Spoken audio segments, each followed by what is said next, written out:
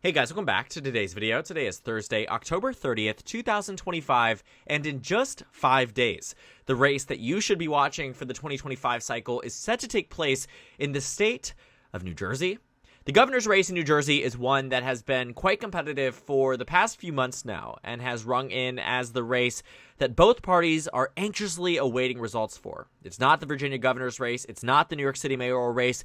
It is the New Jersey governor's race that has come to be quite important, I think, for the Democratic Party in maintaining dominance in a state where in the last presidential cycle, they saw massive discontent from traditional party voting blocs that had voted for Donald Trump for the first time in 3 elections and gave Republicans the narrowest margin that Democrats have seen in this state since 1988.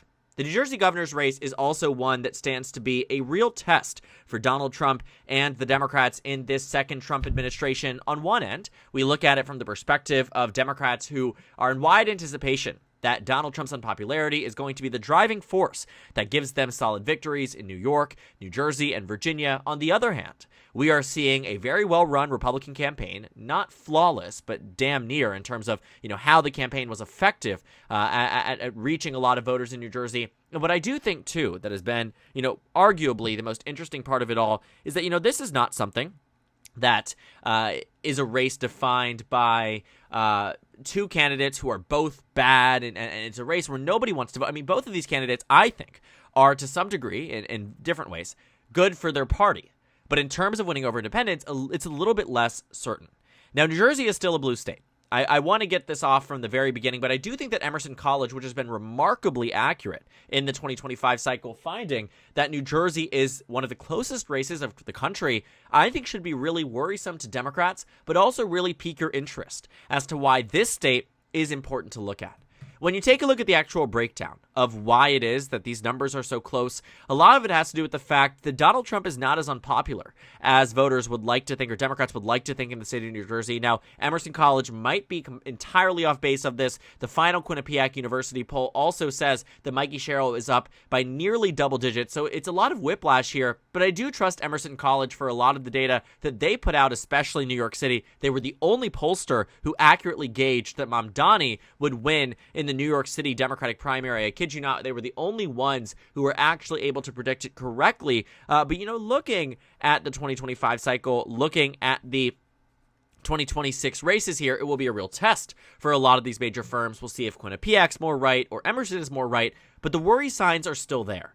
Even in the Quinnipiac University poll that shows that Mikey Sherrill is up, this is why I think it's important to note that New Jersey is in fact a Democratic state, is because Jack Ciattarelli is winning 93% of Republicans. That's standard. Donald Trump wins roughly 90% of Republicans, so in fact it's a slight overperformance, but he's winning independents 47-44. But New Jersey is not a swing state. So Mikey Sherrill winning Democrats is the reason that she's able to win. But the question is the electorate as comprised as Quinnipiac is predicting? Sure, you can, say that Democrats have the upper hand because there's more of them. But if they aren't voting, is it really making all that difference? We saw it on full display in 2021 when New Jersey narrowed down to being a state decided by 3.5 points when incumbent Democratic Governor Phil Murphy won re-election by just 3.2% across the state. And no, nobody was paying attention to New Jersey.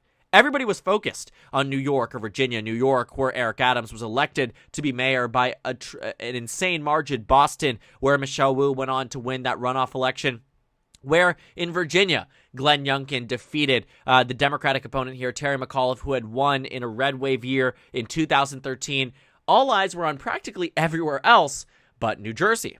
It was a race that the polling data had foretold would be a much better one for the Democratic Party. And I mean, I kid you not, there was literally no one talking about this race going into the final stages because Phil Murphy had won by roughly what the polls had predicted in 2017 and did so by about 13 points.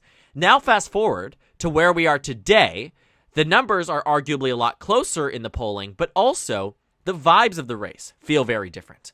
This isn't a sleeper race. Democrats have been paying attention to some degree, but the fact that this stands to be potentially the closest race of the cycle, I think, could be really worrisome for Democrats if it ends up being as narrow as expected. Because the 2024 election was a wake-up call for New Jersey Democrats. When Kamala Harris won this state by just 6 points, it was the most lackluster Democratic performance in the state that we've seen since 1988. And that isn't to say that, this is something that is the result of Kamala Harris being on the ticket. What I think it more so was a massive reversion, especially in the areas that surrounded New York City. I mean, when you look at the shift map here, it's not, it's not Camden County. It's not the surrounding areas in South Philly, outside of Philly, in South Jersey, rather. It's all northern Jersey.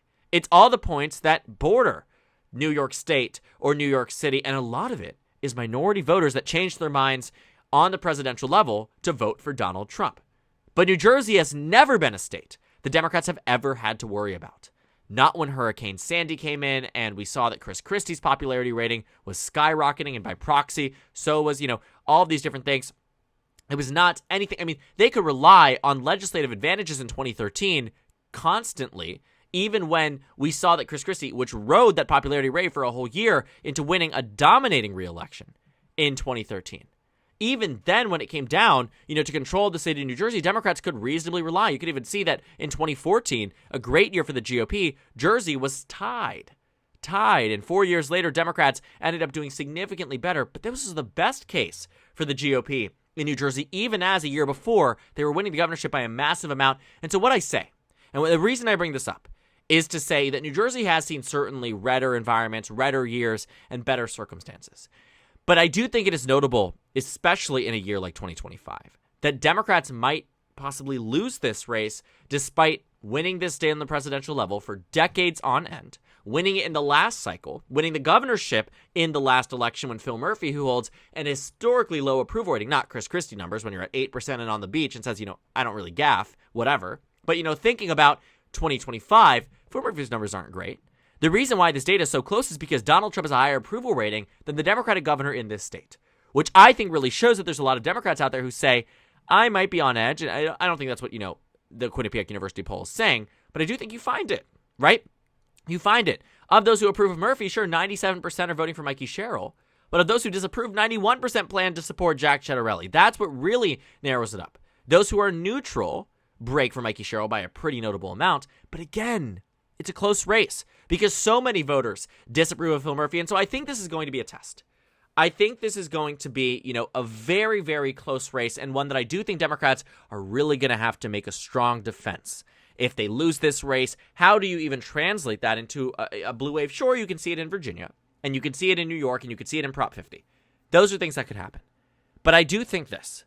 If Democrats are to successfully come out of the 2025 year, it's going to be very difficult to say it's a blue wave. It's not impossible, but it's going to be difficult to say it's a blue wave if Jack Ciattarelli is the next governor of New Jersey. Because Mikey Sherrill, is in this position running from Congress as someone who's winning in a district that doesn't love Democrats. I mean, she has a history here that, sure, the 11th district voted for Kamala Harris, but the margin at which it did so by was only by about 8. In the last governor's race, Ciattarelli won here.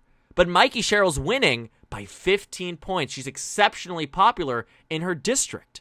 I mean, she knows how to win her district, but can it translate across the state? Certainly doesn't look like she's overperforming the 2024 numbers, the 2021 numbers maybe. I mean, that's really what's going to be the question here, and I do think that Democrats are going to have a lot to answer for this, because I think that 2024 was largely written off by a lot of Democrats in Jersey as a fluke. And I think that for a while, okay, it made sense. The nation had shifted by such a large amount. California shifted by 10. New York shifted by 10. A lot of these more reliable Democratic states shifted. A lot of it was just general discontent with local Democratic governance, state Democratic governance, national Democratic governance, whatever it was.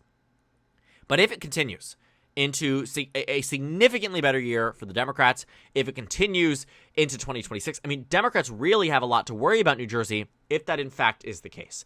And so I think that's where we're at. We're at a bit of a questioning point where we're going to have to figure out, okay, well, is this something that is going to be a constant? Is Jersey just going to be this swing state? That now all of a sudden, J.D. Vance and Gavin Newsom are opening up field offices in Newark, in Trenton, right, in South Jersey. Is this going to be the thing, right? I would love, personally, as much as this is something that, would be interesting, I just think from an elections perspective, it would be really fun to cover. And also, too, my grandmother lives in New Jersey, right? All of these different things, right? So when you think about it, I think it's been very fascinating to see the trajectory of the state since I started this channel. I covered 3 New Jersey governor's races so far. I'm dating myself a little bit, but I started this channel in June of 2017. That November, Phil Murphy won by a lot. And you can find the headlines from my channel then. I mean, it was the same thing. Democratic wave. In 2021, Republicans had a massive overperformance, red wave expected. Republicans trending in 3 years' time to win the presidency. That's what it was telling us, and it happened. And now, I think it will be very interesting because it could very much nullify a lot of the positive effects the Democrats will get out of this, upcoming 2025 race in just 5 days if New Jersey ends up flipping red. Because it means in a redder environment, it would have been much more solid and locked in for the Republican Party. Democrats will likely only survive this race if they win it by 2 or 3 points by nature of the year. If it's anything more than that, I think you can attribute that more to, candidates and candidate quality. But I do think if it is as narrow as the data is suggesting, because it isn't saying that Cheryl's going to lose, but it wouldn't be shocking if she did. And I think the fact that we're at that point really calls into question, the strength in the future of the New Jersey Democrats, of Democrats in general in the state, and what it might mean as both parties navigate this ever-evolving electoral map and change in swing states across the country. Because relative to the last election, you'll see that, to other states rather, New Jersey was closer and almost as, partisan. Closer than Texas, closer than Iowa, Ohio, Florida, right? That's something that I think should be really shocking. But also, too, New Jersey and Arizona roughly shared a margin, this time just in opposite directions. And I think that's insane. It is absolutely incomprehensible, and I think that really goes to show that, these results were not amazing for the Democratic Party by any metric. And the ones that were really glossed over are states like New Jersey, because surrounding Pennsylvania and New York shifted by so much, but so did Jersey. On the map between 2020 and 2024, Jersey was up there, right? New York swung by 10 points, but so did New Jersey. Illinois swung by 6, Iowa by 5, South Carolina by 6. Even Texas only swung by 8, Arizona by 6, but Jersey swung by 10. We'll see. The numbers here are close, and I encourage you, of any of the races to watch that are going to be the most interesting, this is probably going to be it. It's a race to Election Day, and the momentum is really on nobody's side. If anything, it's slightly in favor of the Republicans, but this race has always been close, and we'll have to wait and see. Is this race one that Republicans can somehow shockingly get ahead? Maybe. No guarantee that it happens, but the fact there's a possibility should worry Democrats nationwide and really go to show that competing in every state is certainly possible. We'll see. New Jersey is really out there. Right now, a 1-point race, according to Emerson. Quinnipiac says it's an 8-point race, but we'll have to wait and see as to whether or not, which margin ends up being reality. And 2025, in the November election, is right around the corner, but can tell us a lot about the upcoming ones in 2026 and beyond. So thank you guys so much for watching this video. Make sure to comment down suggestions below. Subscribe on the left if you haven't already, and check out the Instagram and Twitter. At the bottom left of the screen, there's also a Discord server if you go ahead and join. On the screen, there's a video for you to watch, and then a playlist for my 2025 election analysis videos. Again, thank you guys so much for watching, and I will see you all tomorrow.